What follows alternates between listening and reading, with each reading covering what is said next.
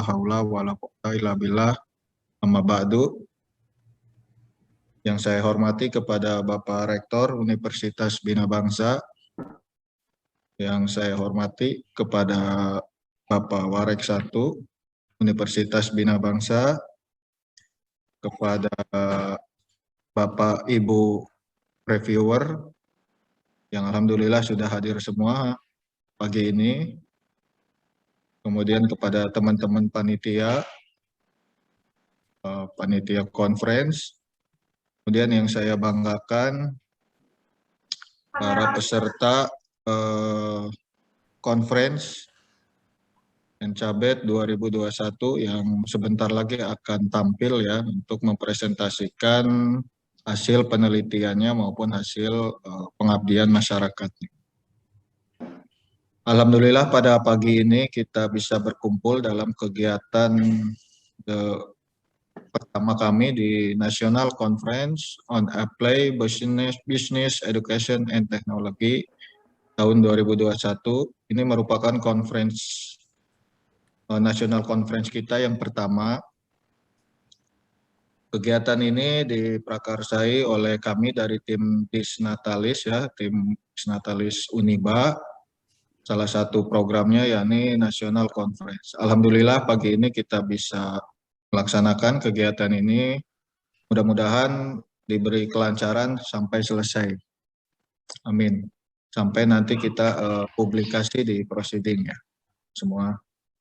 Kemudian sedikit saya menyampaikan terkait kegiatan ini. Selain tadi saya sampaikan bahwa kegiatan ini merupakan salah satu kegiatan sebagai memeriahkan Disnatalis Uniba atau Universitas Bina Bangsa yang keempat. Ini juga merupakan sebuah kegiatan untuk memberi pengalaman kepada mahasiswa-mahasiswi kami di Universitas Bina Bangsa, terutama yang kemarin sudah melaksanakan sidang skripsi. Ya, jadi ini sebuah pengalaman baru di iklim akademis kami di Universitas Bina Bangsa, bahwasanya kegiatan penelitian yang sudah dilaksanakan, kemudian sudah disidangkan, sudah memberi hasil nilai ya. Nah, kami tawarkan sebuah pengalaman yang baru pada mahasiswa-mahasiswinya, itu terkait mempresentasikannya secara orasi ya di karya ilmiahnya di dalam sebuah conference. Insya Allah ke depan kita akan meningkatkan terus, selain national conference nanti akan ada mungkin kita berusaha atau kita coba nanti di tingkat lebih tinggi lagi atau international conference ya. Jadi tetap kita coba bangun sebuah iklim akademisi sehingga pengalaman-pengalaman baru kepada mahasiswa itu semakin baik ya. Kemudian tujuan utamanya ini sedikit saya menyampaikan, yakni membangun relasi dengan institusi-institusi lain. Jadi ini juga merupakan sebuah kegiatan untuk memperkenalkan bahwa kami ini Universitas Bina Bangsa sangat menerima partisipasi bagi teman-teman semua dari universitas-universitas lain. Dan ini terbukti ada 20 kampus nanti yang akan mempresentasikan papernya. Ada 20 kampus atau institusi lain yang sudah mendaftar dan siap untuk mempresentasikan. Sedikit saya menyapa untuk teman-teman semua. Yang pertama pasti dari Universitas Bina Bangsa. Selamat pagi semuanya Universitas Bina Bangsa, teman-teman semua. Kemudian ada yang kedua dari Selamat pagi untuk kampus institut. Baiklah, karena waktunya sudah bergeser sedikit ya, saya tidak berlama-lama. Langsung saya buka ya. Dengan mengucapkan Bismillahirrahmanirrahim. Konferensi nasional, the first National Conference on Applied Business Education and Technology sampai tahun 2021 secara resmi dibuka.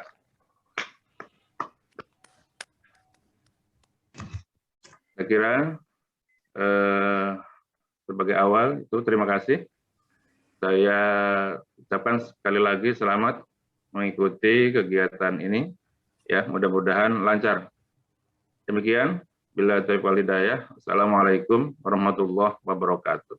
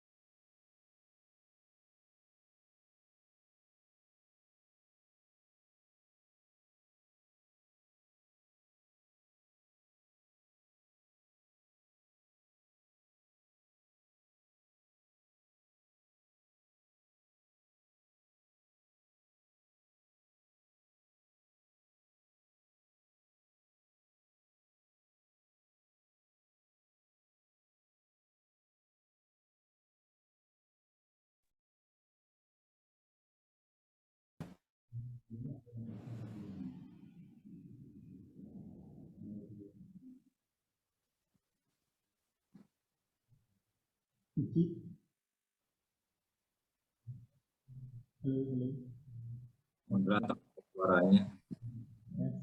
Halo. Suaranya ini lagi.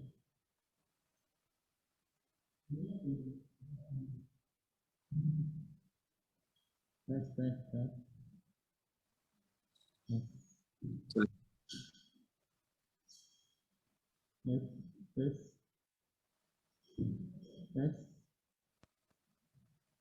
Halo. Tes.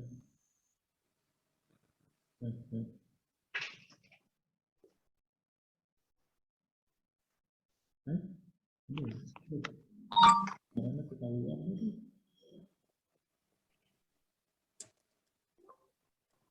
Bisa disetting juga kalau bisa suara itu. Tes.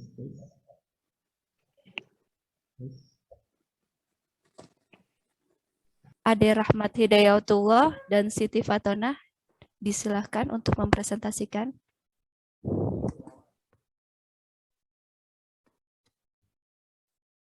Tes.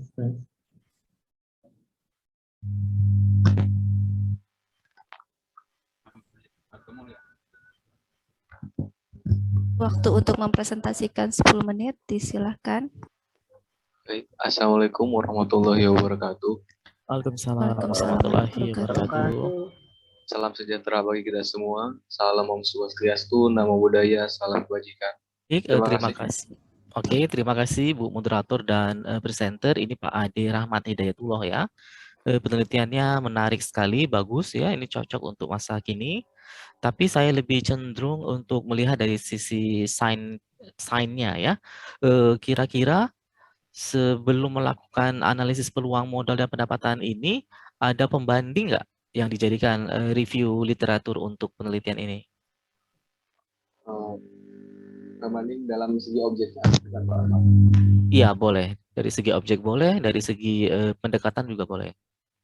Untuk penelitian ini saya, karena ini merupakan pengalaman pribadi saya dalam melakukan berusaha, saya melakukan perbandingan dengan produk merek atau produk-produk minuman lain, namun di luar jenis produk saya. Contohnya seperti kopi kekinian, es kopi. Contohnya mereknya seperti Janji Jiwa. Oke, itu bagus ya, tetapi harus dicantumkan bagusnya, dicantumkan di paper dan dicantumkan di presentation-nya. Jadi dari literatur review itu kamu harus bisa mencari peluang apa yang cocok untuk produk kamu. Cukup Ibu Moderator? Oke, baik. Ega, silakan mempresentasikan.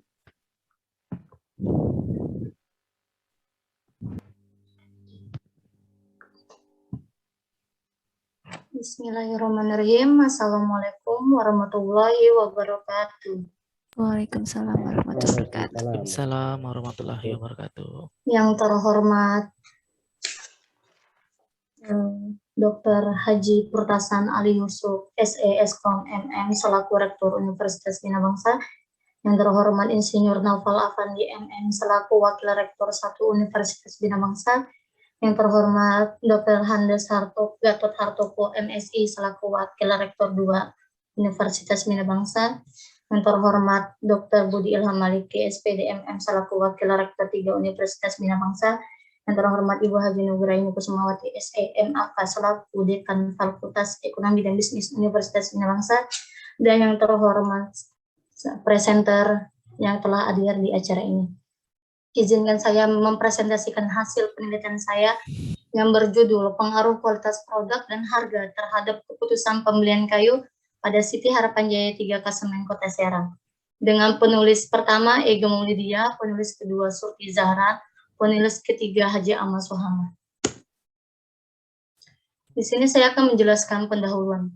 Dalam melakukan keputusan pembelian, konsumen memegang penuh kendali dalam melakukan keputusan membeli atau tidaknya suatu produk. Masalah yang dialami perusahaan CV Harapan Jaya 3, yaitu terjadi pembatalan secara sepihak oleh konsumen yang dimana pesanan sudah siap untuk dikirim, kemudian dibatalkan secara karena tidak tahu alasan apa yang dilakukan oleh konsumen. Kemudian kualitas produk. Perusahaan CV Harapan Jaya 3 harus memperhatikan kualitas produk kayu yang dijual. Untuk masalah yang dihadapi CV Harapan Jaya 3 yaitu kayu yang diambil dari produsen terkadang berwarna hitam sehingga saat dijual oleh konsumen, kayu tersebut mudah patah dan membuat konsumen merasa kecewa karena tidak sesuai dengan apa yang diinginkan oleh konsumen. Dan kemudian harga. Untuk harga merupakan suatu nilai dari produk yang dijual. Harga yang ditetapkan perusahaan CV Harapan Jaya 3 yaitu tergolong sedikit lebih mahal dan tidak bisa dilakukan tawar-menawar. Ini Ega yang present ya. Iya, Pak. Bagus sekali paparannya ya, sudah ada sampai hasil dan menggunakan statistik yang cukup baik. Tetapi masukan dari saya, kalau kita mau present seperti ini, kamu harus tes dulu ya slide show-nya. Nah, ini mungkin template-nya seperti ini, jadi kalau dibaca itu lebih kecil ya di screen gitu. Kemudian kamu juga harus menguasai poin-poin apa saja yang ditampilkan. Nah, jadi tidak semua detail itu perlu ditampilkan ya. Jadi yang pokok-pokok saja. Kemudian teori secara detail juga tidak perlu dijelaskan lagi karena pada conference seperti ini orang cenderung sudah tahu semua teorinya gitu ya. Yang menarik buat orang itu adalah pendekatan yang kamu lakukan dibandingkan dengan pendekatan-pendekatan terdahulu itu ya. Kemudian mungkin teknik presentasi perlu di-upgrade lagi ya. Presentationnya juga perlu di-upgrade juga walaupun ini sudah menggunakan template yang bagus. Cukup Bu Moderator?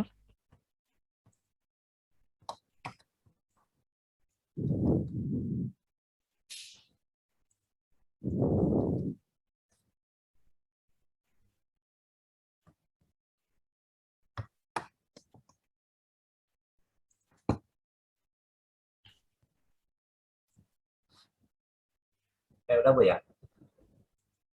Oke, silakan dimulai Pak Irwan. Bismillahirrahmanirrahim. Assalamualaikum warahmatullahi wabarakatuh. Waalaikumsalam warahmatullahi wabarakatuh. Terima kasih atas waktunya kepada moderator Ibu Rizky dan terhormat Profesor Dr. Leon. Saya hormati yang semua peserta yang ada di forum ini. Oke, izin merealisasikan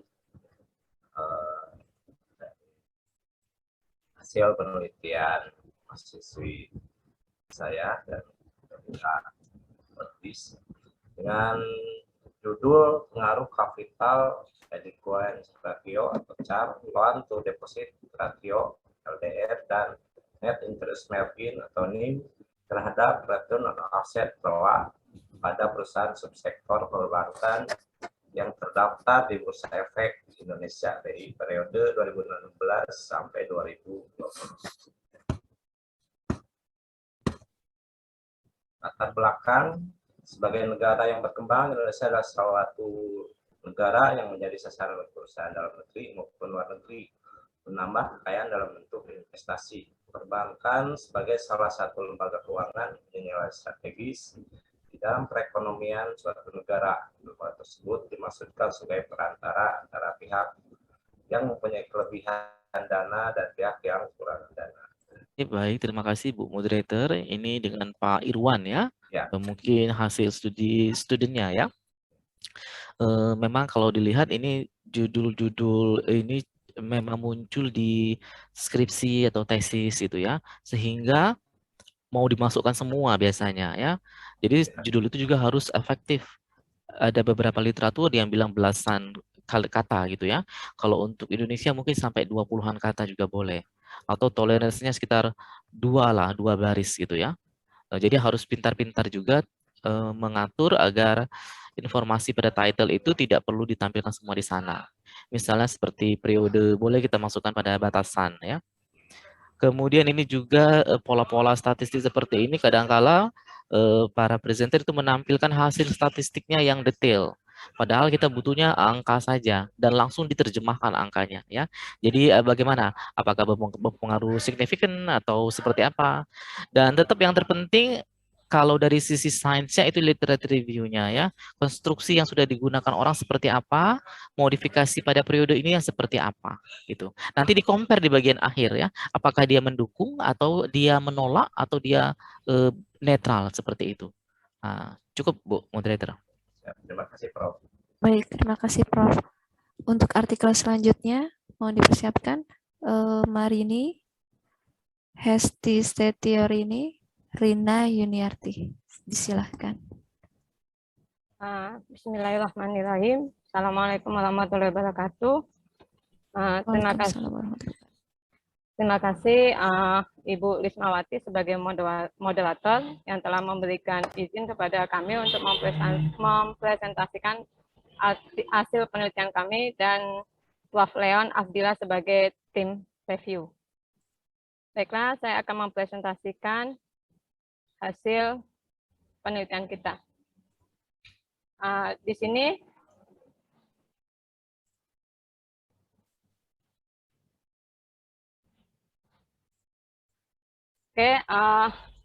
judul kami adalah itu pengaruh total quality management terhadap kinerja organisasi dengan inovasi sebagai variabel mediasi.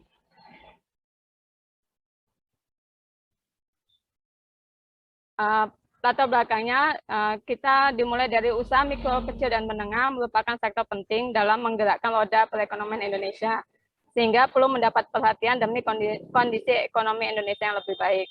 Kota Bengkulu merupakan provinsi yang terdiri dari 9 kecamatan, di mana perkembangan jumlah UMKM selalu mengalami peningkatan.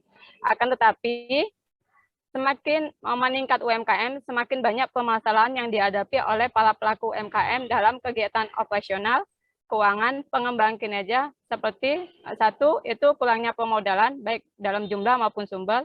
Yang kedua, rendahnya kualitas teknologi. Yang ketiga, kemampuan dan keterampilan yang rendah.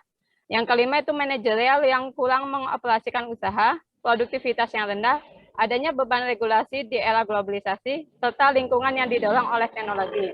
Sehingga ini menjadi tantangan buat pelaku UMKM untuk menentukan strategi apa yang tepat agar kinerja organisasinya meningkat, yaitu dengan mengimplementasikan total quality management dan inovasi agar produk yang dihasilkan memiliki daya saing dan keunggulan kompetitif. Ini Bu Marini ya? Rina, Pak. Oh maaf, Rina. Bu Rinanya yang menyampaikan ya. Oke.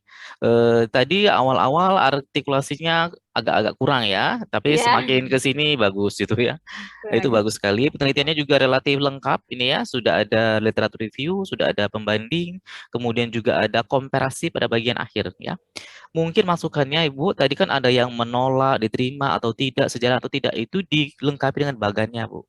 Jadi cari bagan-bagan orang yang gunakan seperti apa kata-kata menolak, kata-kata itu lebih enak dilihat para pembaca itu. Oke, cukup Bu Moderator. Baik, terima kasih Prof. Leon. Untuk artikel selanjutnya yaitu Dewi Asih dan Pramudi Harsono. Disilahkan untuk mempresentasikan.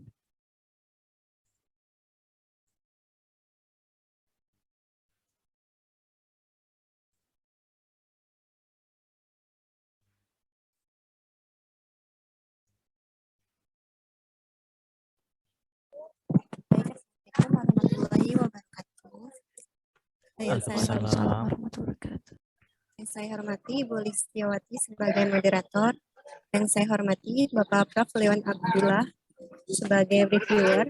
Kenalkan, nama saya Dewi Asih. Saya akan mempresentasikan hasil penelitian kami dengan judul Penerapan Lingkungan Kerja dan Disiplin Kerja terhadap Kinerja Pegawai di Dinas Perhubungan Kota Serang. Baik, langsung saja.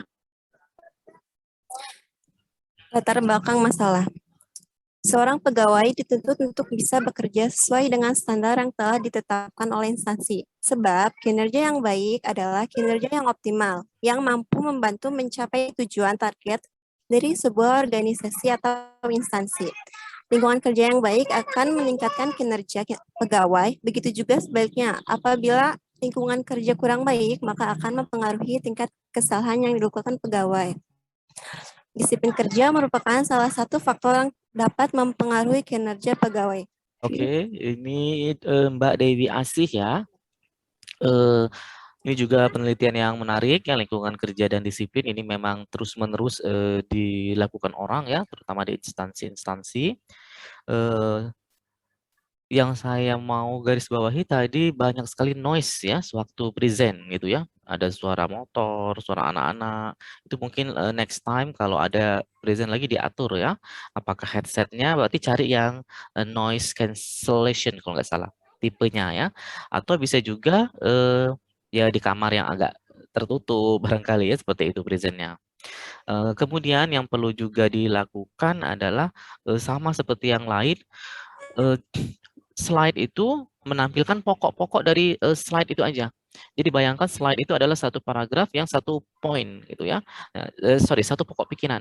Nah, jadi fokus di situ. Gunanya adalah membantu baik pembicara maupun yang mendengarkan itu mengerti yang disampaikan. Nah, tapi secara umum ini sudah bagus. Oke, terima kasih Bu Moderator. Perkenalkan diri dulu. Nama saya Aswanto ya dari Universitas Riau. Oke, di sini saya mengambil judul ya pengaruh pendidikan, jumlah penduduk, UMR terhadap jumlah pengangguran di Provinsi Riau tahun 2010 sampai tahun 2020.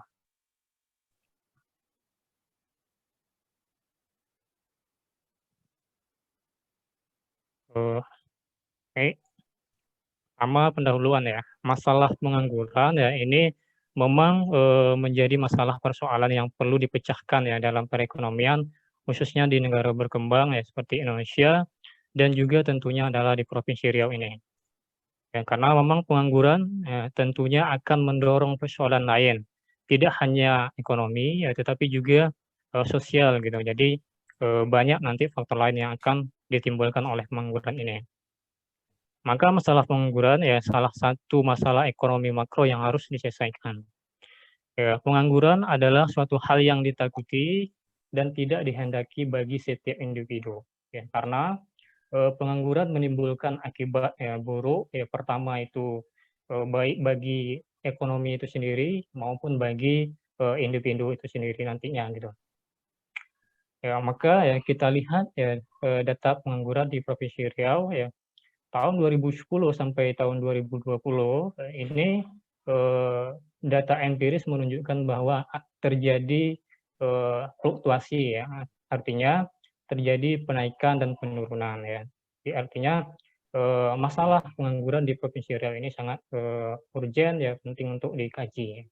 Maka ada beberapa variabel ya dalam penelitian ini ya yang akan mempengaruhi jumlah pengangguran di Provinsi Riau. Pertama adalah tingkat pendidikan, ya. Kedua adalah jumlah penduduk, dan ketiga adalah UMR. Oke, Pak Aswanto, ini penelitian yang menarik juga ya, tertarik sehubungan dengan pengaruh pendidikan, jumlah pendudukan, UMR ya terhadap pengangguran, karena pengangguran juga masalah krusial ya. Temanya bagus, masukan dari saya yang pertama itu usahakan cari template yang lebih maaf ya, ini udah dimengerti, tapi sekarang di internet itu sudah banyak sekali template-template yang sangat menarik dan canggih-canggih gitu ya. Jadi bisa di browsing di sana. Kemudian yang kedua tadi tetap ini presentation itu menampilkan poin-poinnya saja ya. Jadi highlight yang terpentingnya yang dicantumkan. Usahakan juga dalam satu slide itu satu pokok pikiran yang kita sampaikan ya. Kemudian juga fiturnya agak lebih beragam. Jadi kadangkala kita butuh gambar 2 atau 3 tipe, tabelnya juga seperti itu ya. Jadi keseragaman penting tetapi terlalu monoton juga dihindari gitu ya. Cukup Bu, moderator? Mungkin pengenalan organ tubuh manusia berbasis multimedia.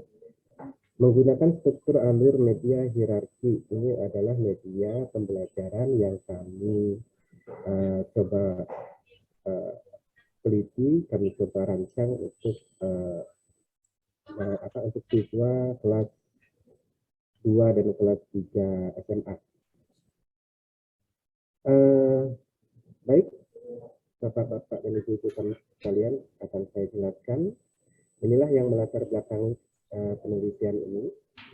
Yang pertama itu adalah materi pembelajaran organ tubuh. Sebetulnya bukan hanya organ tubuh, ada mata pelajaran biologi di sini, tetapi kami ambil salah satu sampelnya saja, yaitu materi organ tubuh agar penelitian kami tidak terlalu luas ya. Ini kurang mampu diterima oleh siswa. Ini latar belakang pertama. Yang kedua adalah citra game ya di masyarakat. Ya, game itu bagi masyarakat dipandang sebagai media hiburan saja, hanya untuk itu, dan tidak untuk sebagai media pembelajaran dan bersifat edukasi. Oke, terima kasih. Ini temanya juga menarik ya, penggunaan multimedia untuk pembelajaran, apalagi memang anak-anak saat sekarang, anak-anak now ya, anak Gen Z itu memang sudah terlahir dengan dunia yang digital dan multimedia itu ya. Dengan sinkron judul itu sebenarnya orang juga mengharapkan tampilan yang mungkin multimedia di presentasinya Pak ya. Jadi kalau tadi ada voice, ada video, mungkin bisa di-embed di presentationnya. Nah, kemudian tadi hanya satu slide kalau nggak salah saya lihat yang software hasilnya yang diulas ya. Harusnya dengan tema judul seperti ini harus lebih banyak lagi hasil dari softwarenya. Kemudian untuk pembelajaran usahakan ada kurikulum yang diacu ya, misalnya seperti itu. Kemudian juga untuk judul game saya cek dengan tema seperti ini sangat sedikit yang menggunakan title game. Kalau memang tujuannya untuk pendidikan. Berbeda kalau kita membuat ini memang hanya untuk e-sport misalnya. Itu boleh gunakan kata game itu. Nah, kira-kira seperti itu. Cukup Bu. Oh ya silakan Pak. Baiknya jadi media pembelajaran atau game mungkin Pak? Tergantung tujuan dari Bapak. Tapi kalau saya dengar tadi lebih ke pembelajaran. Artinya pertama harus kurikulum dulu dicek ya, dicek kurikulumnya. Kemudian orang yang sudah membuat yang seperti ini itu seperti apa. Kemudian peluangnya apa. Nah peluang itu yang ditonjolkan di sini. Kemudian juga kata game tadi mungkin kalau niatnya untuk pembelajaran diganti ya. Misalnya apa tuh? Perangkat interaktif barangkali atau mungkin jangan gunakan aplikasi lagi ya, karena sudah banyak sekali yang menggunakan istilah aplikasi. Kira-kira seperti itu, Pak. Nih, izinkan saya mempresentasikan implementasi hasil dari pengabdian kepada masyarakat yang berjudul Implementasi Sistem Informasi Warga Berbasis Web Menggunakan OpenSID di Desa Cigong Utara, Kecamatan Cikulur, Kabupaten Lebak. Adapun penulis pertama yaitu Ade Fauji, yang kedua saya Ahmad Gifari, dan yang terakhir Rian Ristiawan. Latar belakang masalah pada pengabdian kami yaitu menurut Subari tahun 2017, sistem informasi adalah seperangkat komponen yang menghubungkan, mengumpulkan, memproses, menyimpan, dan mendistribusikan informasi untuk mendukung pembuatan keputusan dan pengawasan dalam suatu organisasi. Lalu dalam bidang birokrasi, salah satu informasi yang dibutuhkan adalah informasi kependudukan. Informasi yang akurat dan selalu diperbarui dalam bidang kependudukan akan memudahkan pengelola birokrasi untuk menjalankan tugas utamanya, yaitu memberikan pelayanan yang optimal kepada masyarakat. Selanjutnya, ada gambar yang menunjukkan lokasi dari pengabdian kepada masyarakat yang kami laksanakan di Desa Cigong Utara. Oke, ini juga bagus sekali ya. untuk desa ya. Sekarang kan kita ada gerakan berapa itu, 1 juta desa atau berapa gitu ya. Itu bagus sekali. Dan juga cukup praktis karena menggunakan open source ini nampaknya ya. Masukannya adalah kamu harus search dulu open source itu sudah yang berhasil digunakan di mana saja. Yang berhasil gitu ya. Nah, dari sejumlah yang berhasil tadi mungkin kamu harus cari bisa 10 sampai 30 example, kemudian kamu lakukan summarization, kemudian baru diadopsikan ke ke desa Cigong ini. Seperti itu ya. Sehingga layanan apa yang paling banyak digunakan dan layanan apa yang dibutuhkan oleh desa ini. Kira-kira seperti itu.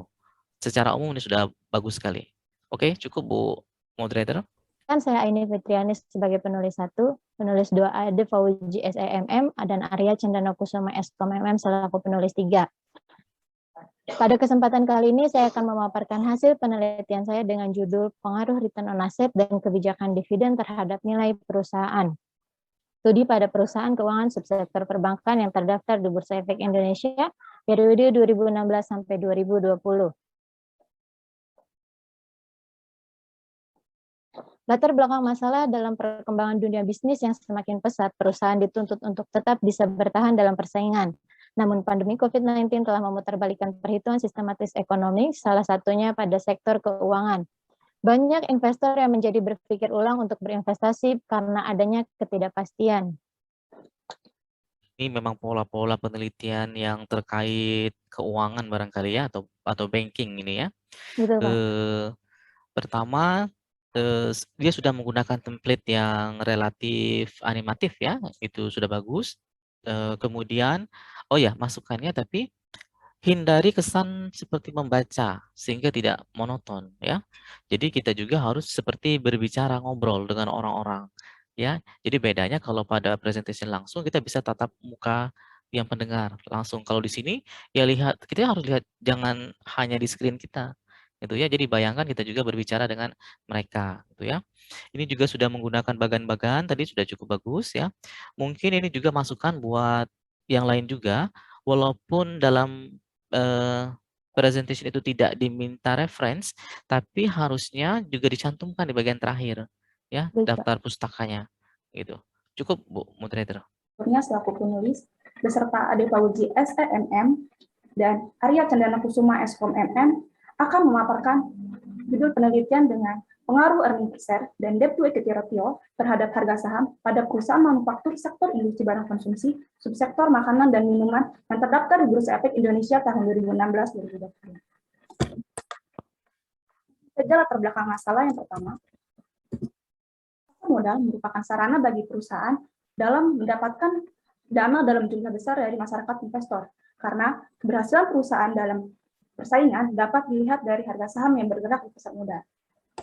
Semakin banyak orang yang membeli saham, maka kekayaan pemegang saham akan semakin meningkat.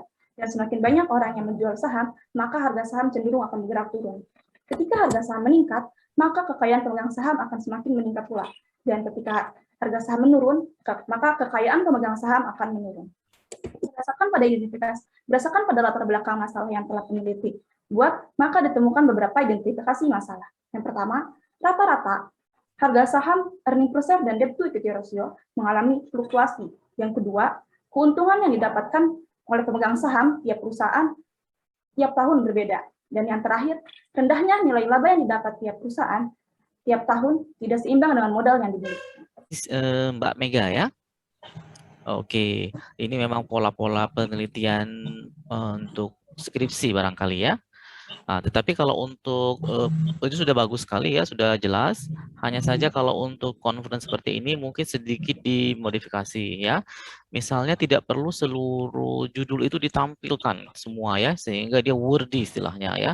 Kita cukup 2 baris aja gitu ya, pada belasan lah ya. Mungkin antara 18 sampai 22 atau 24 kata itu. Kemudian juga sama seperti yang lain, yang ditampilkan itu poin-poinnya. Ya, kemudian mungkin karena Mbak Mega masih baru fresh graduate, itu terkesan sekali monoton dan rush gitu ya. Jadi kita harus enjoy juga menyampaikan paparan kita ya. Kemudian untuk statistik, mungkin statistik bidang satu dengan bidang yang lain itu agak berbeda. Jadi langsung kesimpulannya saja ya. Hasilnya apa, angkanya apa, maknanya apa. Gitu. Jadi jangan ditampilkan hasil screen to statistik, diceritakan itu bagi orang pure statistik dia sangat mengerti semua. Tetapi orang manajemen, orang finance, apalagi orang saya, kalau saya lebih ke IT, IS ya, kadang-kadang itu tidak terbaca, ya. Yang penting itu angkanya, maknanya apa, seperti itu ya. Dan sama juga seperti yang lain, kita kan pasti mengutip teori orang ya, nah itu tetap dicantumkan teori-teori utamanya. Oke, udah cukup Bu Moderator. Saya Muhammad Soleh, saya staf pengajar di Prodi Informatika Institut Sains dan Teknologi UNER Jakarta. Pada kesempatan ini, saya akan memaparkan penelitian kami yang berjudul Rancang Bangun Aplikasi Pembelajaran Pengenalan Kosakata Bahasa Inggris Berbasis Teknologi Augmented Reality. Tim kami, Pak Soraya dan Pak Markus Andika. Bapak Ibu, latar belakang dari penelitian ini bahwa di era digital saat ini, lebih-lebih di era pandemi ini, anak-anak sudah sangat familiar dengan teknologi informasi, proses pembelajaran dan lain sebagainya menggunakan teknologi informasi. Nah, di saat ini tentunya penggunaan IT sudah bisa kita gunakan untuk membantu proses pendidikan atau memperkenalkan materi-materi pembelajaran. Nah, di dalam penelitian ini kami mengembangkan AR untuk pengenalan kosakata alat-alat mebel khususnya untuk anak-anak. Bapak Ibu, AR itu apa? Saya yakin Bapak Ibu sudah familiar. Jadi secara sederhana AR itu adalah teknologi yang bisa menampilkan dalam bentuk 2 dimensi atau 3 dimensi. Terima kasih. Ini dengan Pak Soleh ya? Ye, Pak Soleh, Pak. Oke, bagus sekali ya. Sudah ada pengenalan diri di awal tadi, itu juga bagus ya. Kemudian cara memaparkannya juga tidak monoton. Topiknya juga menarik ya. Masukan dari saya, karena ini judulnya pengenalan kosakata bahasa Inggris ya. Nah, itu boleh Pak ya, tapi tema bahasa Inggris itu sudah sangat banyak sekali gitu ya. Jadi Bapak harus mengerucut lagi tadi secara verbal diungkap itu untuk mebel untuk anak-anak. Nah, gitu ya. Karena ini untuk anak-anak berarti satu lagi anak-anaknya yang versi apa ini? Apakah dia sudah sekolah dasar atau bagaimana? Akan lebih bagus lagi kalau dikaitkan dengan kurikulumnya, Bapak ya, tetap seperti itu. Jadi dia benar-benar terpakai. Nah, karena kalau hanya untuk anak-anak umum aja, apa betul anak-anak itu butuh pengetahuan tentang mebel gitu ya? Jangan-jangan anak-anak itu butuh pengetahuan yang lain. Atau kalau di beberapa negara maju, kadang-kadang yang diajarkan itu adalah sopan santun, antri, menyapa, terima kasih, misalnya seperti itu ya. Tapi itu terserah, silakan aja untuk skenario penelitian Bapak itu. Dan mungkin juga ditambahkan supaya lebih lengkap, misalnya evaluasinya gitu Pak ya. Dan sama dengan yang lain, kita kan pasti mengacu pada penelitian-penelitian yang lain juga perlu dicantumkan di referensinya. Siap. Oke. Sudah, Bu. Terima kasih. Saya Suci Terawati dari Prodi Manajemen Operasi dan Produksi Universitas Bina Bangsa. Di sini saya akan mempresentasikan hasil penelitian saya yang berjudul Implementasi Metode di MIC untuk menurunkan jumlah cacat bonding sepatu di Gedung 2 pada PT Pakuan Lot Indonesia.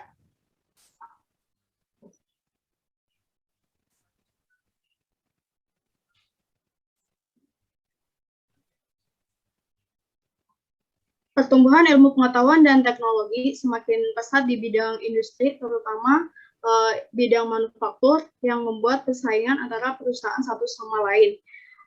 Khususnya untuk PT Pakuan Lot Indonesia merupakan perusahaan yang bergerak di bidang garment, terkhusus memproduksi sepatu dengan merek Adidas. Quality menjadi salah satu poin penting dalam sistem produksi di Pakuan Lot Indonesia, khususnya di Gedung 2. Di mana total cacat dan dalam periode bulan April 2020 sampai Maret 2021 cukup tinggi.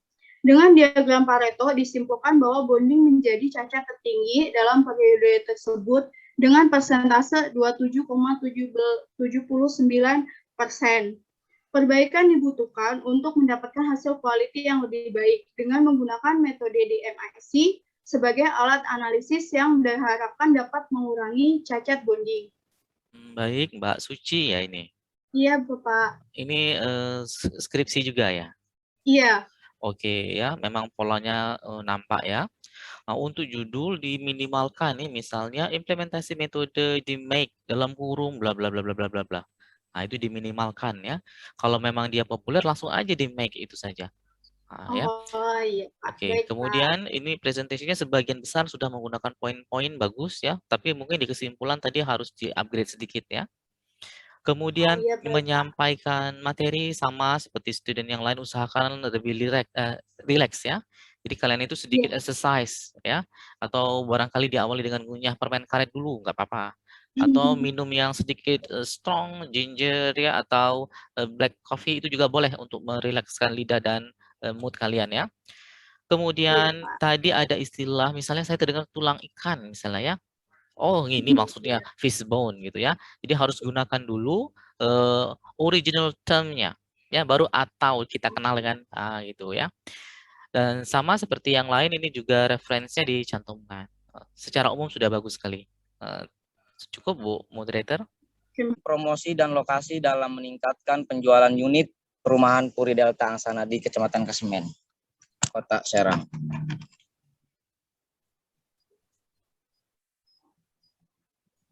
Selanjutnya, slide-nya mana slide?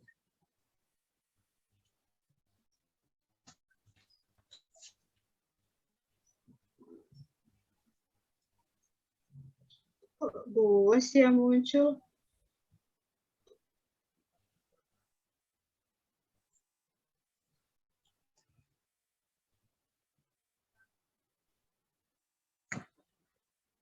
Ini gimana ini HP-nya? Ini HP-nya gini amat ya. Pendahuluan, pertumbuhan penduduk yang cukup tinggi khususnya buka provinsi akan berakibat pada kebutuhan sandang pangan dan papan yang menjadi kebutuhan pokok manusia terus meningkat. Setiap perusahaan pasti mempunyai tujuan yang dicapai seperti mendapat laba semaksimal mungkin dan berusaha untuk mempertahankannya bahkan meningkatkan di tahun-tahun yang akan mendatang. Salah satu kegiatan agar tercapainya kesuksesan pemasaran adalah perusahaan dapat memaksimal promosinya. Kegiatan promosi ini merupakan komunikasi perusahaan dengan konsumen, yaitu dapat dilakukan dengan beberapa yang disebut dengan bauran promosi. Slide selanjutnya yaitu ada perumahan Puri Delta Angsana di Kecamatan Kesemen, Kota Serang. Mutunya masih dinilai kalah bersaing. Waktunya tinggal 3 menit lagi. Kurang informasi di pasar mengenai produk yang dijual oleh perumahan Puri Delta Angsana Kecamatan Kesemen. Selanjutnya, ini Mas Sahrul ya. Iya. Halo, oke. Next time preparationnya itu dilakukan di awal ya, Mas Sahrul ya. Kemudian Iya, kalau ada kendala perangkat, nggak apa-apa bareng-bareng sama temannya, boleh-boleh aja ya. Itu. Iya, Pak. Memang ada beberapa application itu support untuk Android, jadi kamu harus gunakan itu harusnya ya, jangan yang seperti tadi, karena yang kamu buka itu untuk desktop ya, tapi melalui Android jadi tidak maksimal. Nah, kemudian sama untuk presentasinya, kamu boleh baca-baca di YouTube udah banyak sekali ya presentation seperti ini. Jadi kamu boleh adopsi mana yang cocok dengan gaya kamu, kira-kira seperti itu. Baik, Pak. Saya yakin ini penelitian yang menarik ya, dan udah selesai pasti Mas Harul ya. Oke. Alhamdulillah udah, Pak. Ya, cukup Bu Lis. Perkenalkan diri ya Pak, Bu. Saya Yanti Anggraini. Saya berasal dari Sekolah Tinggi Ilmu Hukum Painan. Di sini saya akan mempresentasikan studi literatur. Yang lain tadi pada penelitian saya hanya studi literatur dengan tema penggunaan media pembelajaran digital dalam proses pembelajaran bahasa Inggris.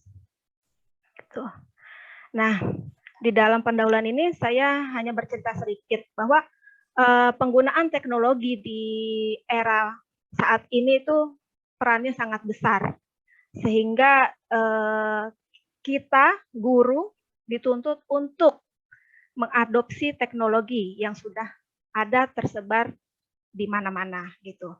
Jadi penggunaan teknologi ini fungsinya untuk meningkatkan kemampuan peserta didik juga guru, sehingga guru tidak ketinggalan zaman dalam penggunaan teknologi. Nah, dalam penggunaan teknologi tersebut tidak lepas dari kehidupan kita masing-masing, bahwa ya kita sudah banyak menggunakan kayak WhatsApp, Google Classroom dalam proses pembelajaran dan apapun itu. Jadi teknologi sudah merupakan bagian integral dari pengalaman pembelajaran di era pandemi terutama khususnya. Nah, terus ketika kita menggunakan teknologi, kita jadi dituntut untuk mengupgrade diri kita, juga siswa. Siswa jadi kita memberi yang biasanya kita sistemnya pembelajaran itu berpusat kepada guru, tapi dengan penggunaan teknologi kita menuntut siswa untuk berperan aktif di dalam proses pembelajaran. Nah, dengan adanya teknologi tersebut, maka metode pembelajaran terutama dalam pembelajaran bahasa Inggris sangat amat berubah. Dan karena banyak platform-platform yang digunakan, termasuk saya sendiri juga banyak menggunakan teknologi. Itu jadi meningkatkan peran aktif siswa. Nah, terus berbagai macam media pembelajaran yang akan saya bahas di sini hanya 4. Sebenarnya masih banyak. Nah, yang lebih familiar itu kayak seperti Facebook. Nah, Facebook itu review. Ya, baik. Memang zaman sekarang pembelajaran itu sudah menggunakan tren digital ya. Jadi bagus, ini sudah mengangkat topik tersebut.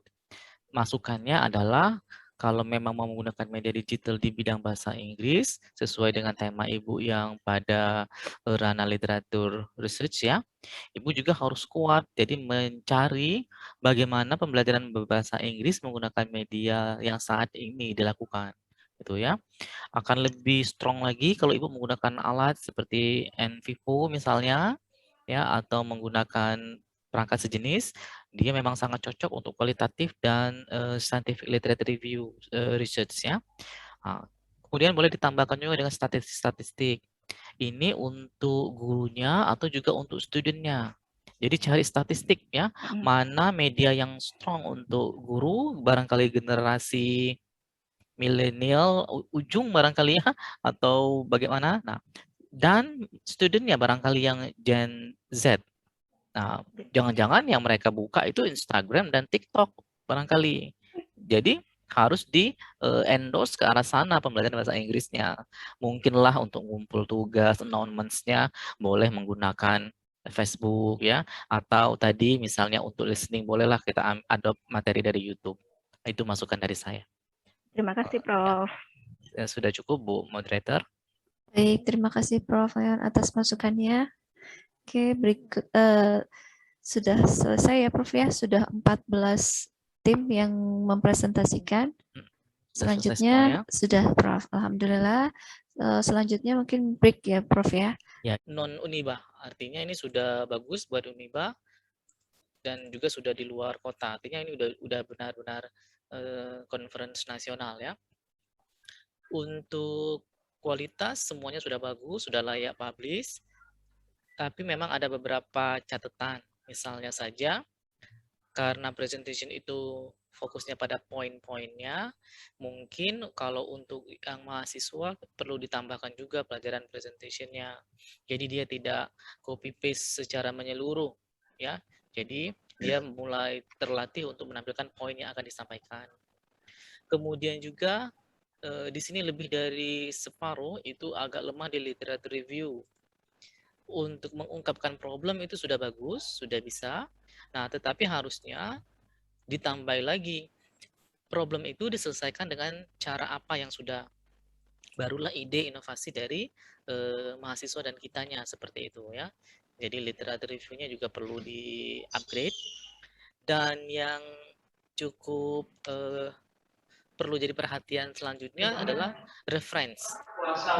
Baik secara oral maupun secara tertulis, dicantumkan bahwa penelitian itu misalnya menggunakan teori si A atau dibandingkan dengan penelitian si B, tetapi hanya diucapkan atau dituliskan di badan A aja. Nah, itu harusnya juga dicantumkan. Dan ini untuk seluruh presentasi. Sama seperti yang diulas oleh Pak Leon Abdillah ya, kalau kita presentasi, sistematika presentasinya itu harus mengikuti dengan artikel ilmiah kita. Seperti itu. Jadi tidak membuat style sendiri. Jadi mulai dari pendahuluannya, metode yang digunakan apa, hasil dan pembahasannya, sama dengan daftar pustakanya. Seperti itu. Dan benar kata Pak Leon, mungkin nanti next kita ketemu di lain waktu, spesial difasilitasi oleh Universitas Bina Bangsa ya, untuk memperdalam kajian literatur. Ya, karena beberapa memang secara ini untuk referensi mungkin masih beberapa yang ini, tapi beberapa itu sudah bagus ya, sudah menunjukkan kedalaman dari baik pengabdian yang dilakukan maupun riset yang dilakukan ya, ataupun kajian-kajian lainnya itu sudah oke seperti itu. Hanya memang perlu improving. Namanya penelitian ya, kita tidak pada skala yang kita merasa ini sudah oke, tapi selalu saja kurang. Dan itu gunanya kita mengikuti seminar nasional, seminar konferensi internasional. Dengan begitu kita menambah pengetahuan dan menambah wawasan. Ya. Ya. Secara umum sudah baik Bapak terkait dengan kualitas tulisan gitu ya. Secara umum sudah baik. Hanya kemudian mungkin karena sebagian besar itu dari Universitas Bina Bangsa, mungkin perlu adanya standar penelitian skripsi atau standar penelitian dosen yang baru terkait dengan kualitas skripsi mahasiswa atau penelitian. Misalkan ada kriteria penggunaan artikel itu misalkan 5 tahun terakhir, kalau untuk proposal katakanlah harus ada 10 artikel minimal Sinta 2 gitu, atau terserah kebijakan dari internal ya. Sedangkan untuk penelitian dosen itu minimal Q berapa, itu agar ada sehingga perkembangan terkini terkait dengan penelitian atau topik penelitian yang ada itu kita adopsi gitu ya. Lagi terima kasih kepada Bapak Ibu reviewer. Alhamdulillah ini luar biasa ya, dari penilaiannya ini terlihat dari keekspertannya ya, dari poin-poin standarnya, kemudian instrumennya kita sampaikan itu memang teruji, terukur ya, dari hasilnya terlihat. Jadi teman-teman, ini perlu saya share juga nggak nih hasil nilai kaliannya nih, teman-teman semua?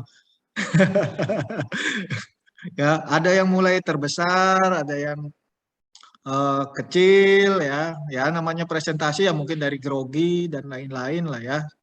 Itu banyak ini ya. Apalagi yang dipantau sama dosennya nih, ada yang curhat katanya, saya takut sama dosen sayanya gitu karena dosen. Ya. Saya kasih musik. Baik. Saya akan bacakan terlebih dahulu surat keputusan.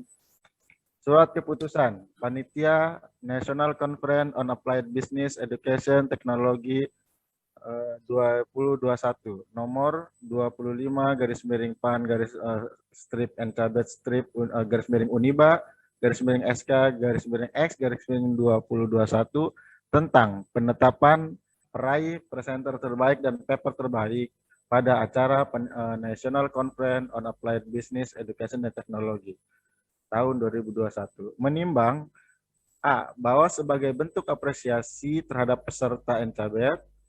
B. Bahwa agar tetap ditetapkan secara resmi peraih 4 presenter terbaik dan 3 paper terbaik pada acara NCABET. Mengingat rapat tim reviewer dan panitia NCABET memperhatikan hasil penilaian reviewer pada acara NCABET, memutuskan menetapkan nama-nama sebagaimana dalam lampiran keputusan ini sebagai peraih presenter terbaik dan paper terbaik. Kedua, keputusan ini telah final dan atas dasar kesepakatan tim penilai. Demikian, surat keputusan ini dibuat untuk diketahui dengan penuh rasa tanggung jawab. Ditetapkan di Serang pada tanggal 2 Oktober 2021, Ketua Panitia Samsul Hidayat ditandatangani. Tembusan kepada peserta dan tim pengarah setelah arsip.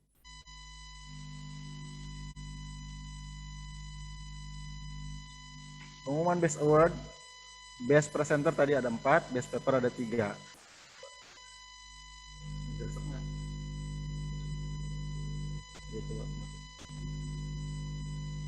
Room pertama, Room 1. Pemenang Best Presenter adalah Rah Adi Fahmi Ginanjar dari Universitas Sultan Ageng Tirtayasa dengan judul paper Peran Pengelolaan Anggaran Pemerintah dalam Pemudaran Kesenjangan Pendidikan di Indonesia. Selamat kepada Rah Adi Fahmi dari Room 1. Room 2, peraih Best Presenter pada room kedua yaitu Santi dari Universitas Bina Bangsa dengan judul Konflik Kerja dan Lingkungan Kerja terhadap kinerja karyawan PT Parkland World Indonesia Plan 2 bagian Stockfleet Sel 5 Kabupaten Serang, Banten. Selamat kepada pemenang room 2. Room ketiga, Best Presenter diraih oleh Ade Rahmat Hidayatullah dari Universitas Bina Bangsa dengan judul Analisis Peluang Modal dan Pendapatan pada Usaha Jus Gaul di Kota Serang. Room keempat, peraih Best Presenter pada room keempat yaitu diraih oleh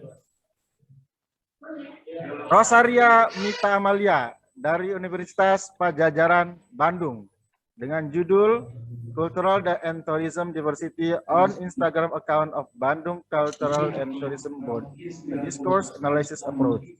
Selamat kepada pemenang Best Presenter dari semua room yang sudah dibacakan.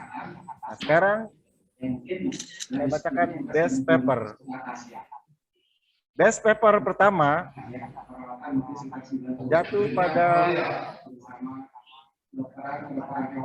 autor atau paper yaitu dari Muhammad Soleh Suraya Markus Andika dari Prodi Informatika Institut Sains dan Teknologi Akprin Yogyakarta dengan judul paper Rancang Bangun Aplikasi Pembelajaran Pengenalan Kosakata Bahasa Inggris berbasis teknologi augmented reality, studi kasus pada kosakata peralatan mebel. Selamat pada Muhammad Soleh dan tim.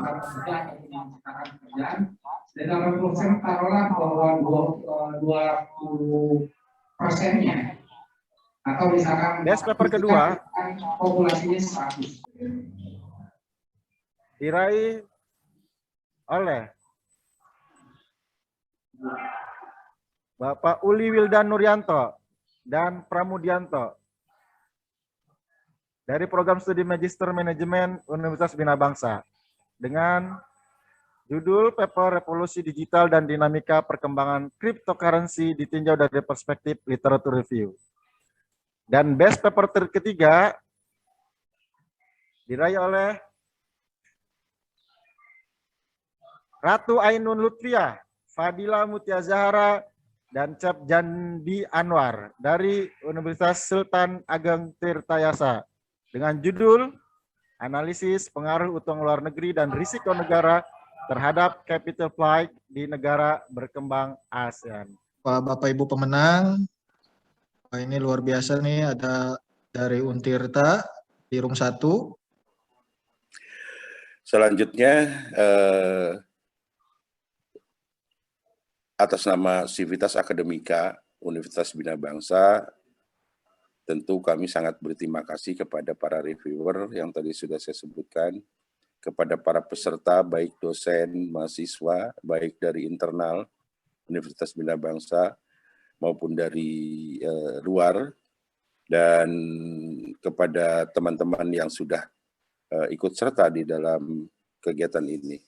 Kami mengucapkan terima kasih Dan sekali lagi kami mohon maaf apabila apa yang kami sajikan atau apa yang kami lakukan atau pelayanan kami belum memuaskan Ibu Bapak sekalian dan adik-adik para peserta konferensi.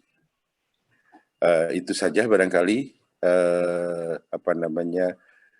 apa yang bisa saya sampaikan. Kemudian atas izin Rektor Universitas Bina Bangsa, kegiatan Encabet 2021 Universitas Bina Bangsa secara resmi saya nyatakan ditutup dengan mengucapkan alhamdulillahirrabbilalamin. Dan terima kasih. Assalamualaikum warahmatullahi wabarakatuh. Waalaikumsalam. Baik.